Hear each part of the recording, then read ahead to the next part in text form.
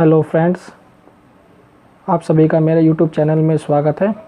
आज हम बात करेंगे एमसीक्यू क्वेश्चन की, जो डी फार्मा के फाइनल ईयर्स के स्टूडेंट्स के लिए हैं, जो इस बार हमारे एग्ज़ाम में ऐड हुए हैं। हम उनकी बात करेंगे। अगर आप मेरे चैनल पर नए हैं तो मेरे चैनल को सब्सक्राइब कीजिए और बेल आइकन को प्रेस कीजिए, जिससे मेरी न्यू वीडियो आने की नोटिफिकेशन आपको आसानी से मिल सके। आइए करते हैं मल्टीपल चॉइस क्वेश्चन। आइए पहला क्वेश्चन देखते हैं कि पहला क्वेश्चन क्या है। PCI is reconstituted every. जो हमारा PCI होता है उसके जो इलेक्शन होते हैं वो कितने साल में होते हैं। पहला ऑप्शन है इसका 3 साल, सेकंड ऑप्शन है 5 ईयर्स, और जो थर्ड ऑप्शन है इसका 2 साल, और जो डी ऑप्शन है इसका 6 साल। यानी जो हमारे PCI के जो इलेक्शन होते हैं, PCI का मीनिंग होता है फार्मेसी काउंसिल्स ऑफ इंडिया, यानी जो इसके इलेक्शन होते हैं प्रत्येक 5 साल में होते हैं। तो आपका जो ऑप्शन है वो क्या है, बी करेक्ट है। यानी जो PCI का जो इलेक्शन होते हैं वो कितने में साल में होते हैं, वो 5 साल में होते हैं। नेक्स्ट बात करते हैं इसके नेक्स्ट क्वेश्चन की कि hours of training to the undertaken by a student pharmacist in a hospital। मतलब इस क्वेश्चन का मतलब है कि जो डी फार्मा करे हुए बच्चे होते हैं वो जो ट्रेनिंग लेते हैं हॉस्पिटल में जाकर, वो कितने घंटे की लेते हैं। यानी इसका फर्स्ट क्वेश्चन का जो आंसर है वो 800, सेकंड ऑप्शन की बात करेंगे 650, और सी ऑप्शन की बात करेंगे 500, और डी ऑप्शन की बात करेंगे 250। जो इसमें फार्मासिस्ट जो ट्रेनिंग लेता है वो हॉस्पिटल में जाकर कितने घंटे की लेता है, वो 500 घंटे की लेता है। यानी आपका इसमें ऑप्शन कौन सा है, सी करेक्ट है। नेक्स्ट क्वेश्चन है इसका, drug sample are sent from the magistrate for analysis to the. जो ड्रग सैंपल होता है हमारा, जो मैजिस्ट्रेट होता है या फिर ड्रग इंस्पेक्टर होता है ड्रग का, वो ड्रग सैंपल को कहाँ भेजता है एनालिसिस के लिए। जो इसका फर्स्ट ऑप्शन है सेंट्रल ड्रग लेबोरेटरी, और सेकंड ऑप्शन है इसका स्टेट ड्रग कंट्रोल लेबोरेटरी, और थर्ड जो ऑप्शन है इसका फार्मेसी काउंसिल्स ऑफ इंडिया, और फोर्थ पॉइंट है इसका सेंट्रल ड्रग रिसर्च इंस्टीट्यूट। जो हमारा ड्रग इंस्पेक्टर होता है या फिर मजिस्ट्रेट होता है वो सैंपल को एनालिसिस कहाँ भेजता है, स्टेट ड्रग कंट्रोल लेबोरेटरी में भेजता है। तो आपका जो क्वेश्चन है वो क्या है, बी सेकंड करेक्ट है। फोर क्वेश्चन की बात करते हैं। Drug by sea can imported into India through. जो ड्रग इंडिया में इंपोर्ट की जाती है वो कहाँ से की जाती है। इसका फर्स्ट पॉइंट है कोचीन, सेकंड क्वेश्चन है विशाखापट्टनम, और उसके अगला पॉइंट की बात करते हैं रोंगोन, और फोर्थ पोजीशन की बात करते हैं या फोर्थ पॉइंट की बात करते हैं बोथ ए एंड बी। जो हम ड्रग इंपोर्ट की जाती है इंडिया में वो कहाँ से की जाती है, कोचीन और विशाखापट्टनम, यानी फोर्थ ऑप्शन इसका सही है। नेक्स्ट क्वेश्चन की बात करते हैं, if the product has been substituted partly और wholly by another drug substance it is known as. अगर आपकी ड्रग में मिलावट है या फिर एरर है, या आपकी ड्रग में मिलावट है या फिर उसमें एरर है, उसे क्या कहते हैं, हम स्पोरियस ड्रग कहते हैं। क्या कहते हैं हम उसे, स्पोरियस ड्रग कहते हैं।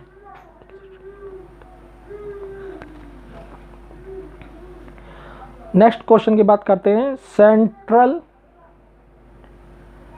Central register of pharmacist maintained by. जो सेंट्रल रजिस्टर होता है फार्मासिस्ट का कौन मेंटेन रखता है।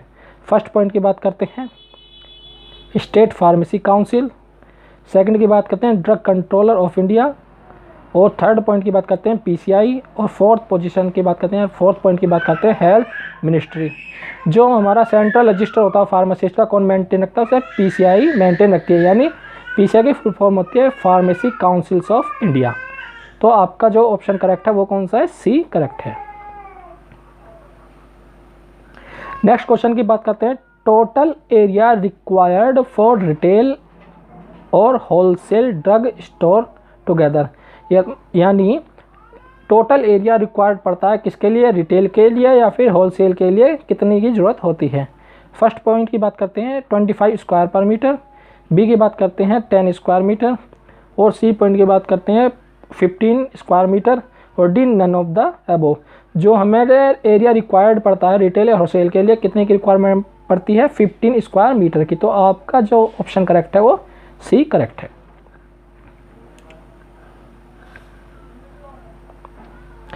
नेक्स्ट क्वेश्चन की बात कर रहे हैं।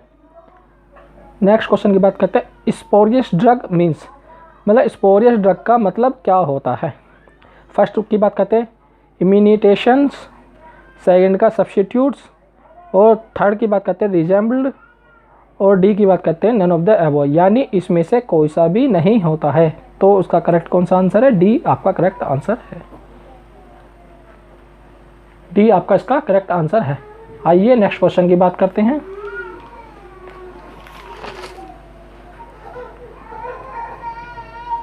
नेक्स्ट बात करते हैं list of Ayurvedic poison is related to schedule, यानी जो आयुर्वेदिक पोषण है वो किससे शेड्यूल से लिया गया है।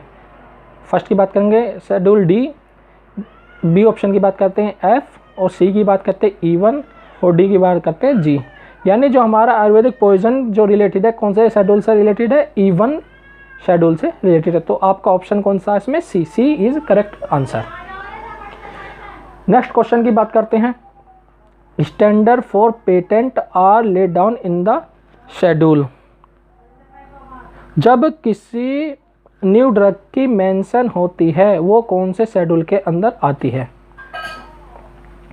फर्स्ट पॉइंट की बात करते हैं वी शेड्यूल के अंदर, बी एच शेड्यूल के अंदर, सी F1 शेड्यूल के अंदर, डी C1 शेड्यूल के अंदर। जो वो ड्रग जो आती है वी शेड्यूल के अंदर आती है, यानी आपका करेक्ट आंसर कौन सा, ए है। नेक्स्ट की बात करेंगे पॉइजन एक्ट केम ऑन, यानी पॉइजन एक्ट कब आया। इसका फर्स्ट पॉइंट है 1919 में, सेकंड की बात करेंगे 1956, सी ऑप्शन की बात करेंगे 1971, और डी ऑप्शन की बात करेंगे 1978। यानी जो पॉइजन एक्ट आया वो 1919 में है। तो आपका आंसर होगा ए, यानी A is correct answer. Next की बात करते हैं 12 in resin obtained from the Indian hemp plant. जो रेजिन होता है वो इंडियन हेम्प प्लांट से मिलता है। इसका फर्स्ट पॉइंट की बात करेंगे भांग, सेकंड ओपियम, सी कोडीन, और डी क्या होता है, चरस। जो हमें रेजिन मिलता है इंडियन हेम्प प्लांट से वो क्या मिलता है, चरस, वो चरस मिलता है। तो आपका आंसर कौन सा है, D. D is correct answer. क्या है इसका मतलब, चरस। नेक्स्ट क्वेश्चन की बात करते हैं the opium act come on, यानी ओपियम एक्ट कब आया। फर्स्ट ऑप्शन है इसका 1878, बी की बात करेंगे 1857, सी की बात करेंगे 1919, और डी की बात करेंगे 1975। जो ओपियम एक्ट आया कौन से में आया, 1857 एक्ट ईयर्स में आया। नेक्स्ट क्वेश्चन की बात करते हैं 14 क्वेश्चन की। Education institute providing pharmacy education are approved bye.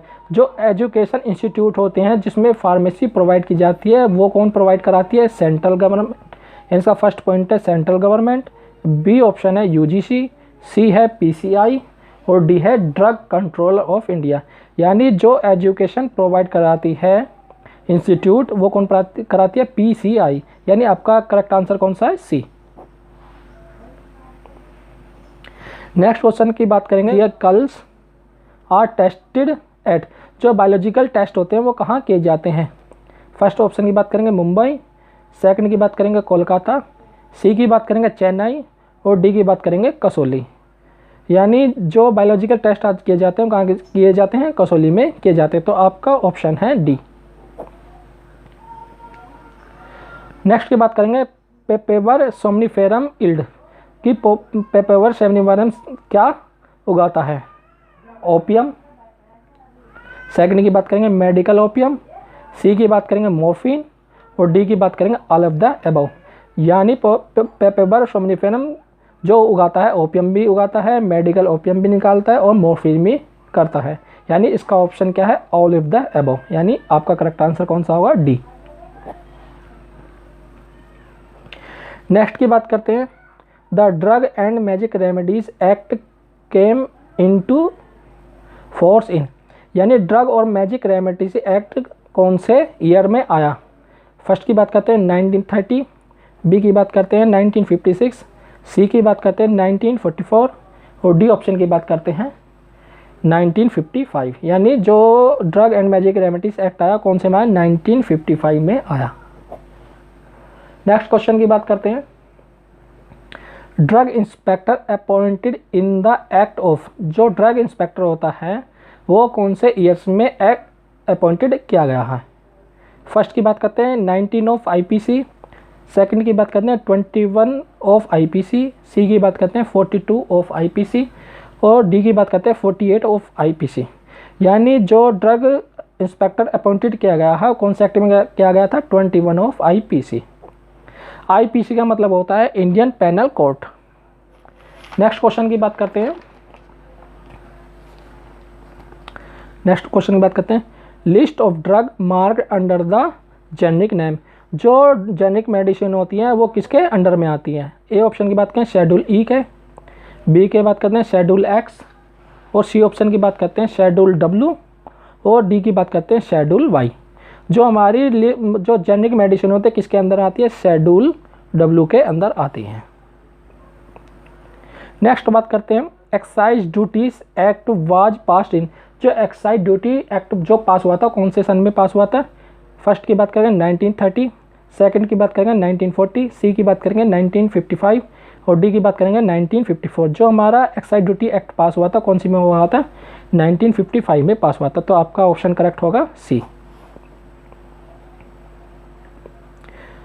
Next question की बात करते हैं, the first PCI was constituted इन, जो फर्स्ट पीसीआई है वो कौन से सन में लगा। फर्स्ट की बात करते हैं 1949, बी की बात करते हैं 1940, सी की बात करते हैं 1948 और डी की बात करें 1946। यानी जो फर्स्ट पीसीआई एक्ट जो लगा वो कौन से में लगा, 1949 में हुआ। तो आपका आंसर कौन सा है, फर्स्ट। नेक्स्ट क्वेश्चन की बात करते हैं, the pharmacy act was passed इन, यानी जो फार्मेसी एक्ट हुआ था वो कौन से में पास हुआ था। फर्स्ट की बात करते हैं 1940, सेकंड की बात करते हैं 1945, सी की बात करते हैं 1956 और डी की बात करते हैं 1930। यानी जो आपका एक्ट पास हुआ था कौन से में हुआ था, बी में, 1945 में। नेक्स्ट बात करते हैं, the dangerous act was passed in, जो डेंजरस एक्ट होता है वो कौन से सन में पास हुआ था। फर्स्ट की बात करते हैं 1857, सेकंड की बात करते हैं 1946, सी की बात करते हैं 1930 और डी ऑप्शन की बात करते हैं 1948। तो एक्ट कौन से में पास हुआ था, डेंजरस एक्ट 1930 में एक्ट पास हुआ था। नेक्स्ट की बात करते हैं हम इसके क्वेश्चनों की, the drug and cosmetic act was passed in, जो ड्रग और कॉस्मेटिक एक्ट पास हुआ था वो कौन से ईयर्स में पास हुआ था, 1940, 1930, 1920 और 1950। जो हमारा drug and cosmetic act pass हुआ था वो कौन से में हुआ था, 1940 में पास हुआ था। यानी आपका ऑप्शन कौन सा है, A. The drug and magic remedies act was passed in, जो ड्रग और मैजिक रेमेडीज एक्ट जो पास हुआ था कौन से सन में पास हुआ था, 1954, 1958, 1960 और 1943। जो हमारा drug and magic remedies act pass हुआ था वो कौन से सन में पास हुआ था, 1954 में पास हुआ था। नेक्स्ट की बात करते हैं, the narcotic drug and psychotropic drug act was passed in, जो नारकोटिक ड्रग्स होते हैं या फिर साइजोट्रोपिक ड्रग्स होते हैं वो कौन से सन में एक्ट पास हुआ था, 1985, 1963, 1953 और 1960। यानी आपका ऑप्शन कौन सा, ए, 1985 में पास हुआ था। नेक्स्ट क्वेश्चन की बात करते हैं, the medicinal and toilet preparation act was passed in, जो medicinal and toilet preparation act pass हुआ था वो कौन से ईयर्स में पास हुआ था। तो आपका ऑप्शन है 1955, बी ऑप्शन जो है 1960, थर्ड ऑप्शन है 1965 और लास्ट डी ऑप्शन है 1956। जो medicinal and toilet preparation act pass हुआ था वो कौन से में हुआ था? 1955 में पास हुआ था, यानी आपका ऑप्शन कौन सा है? ए।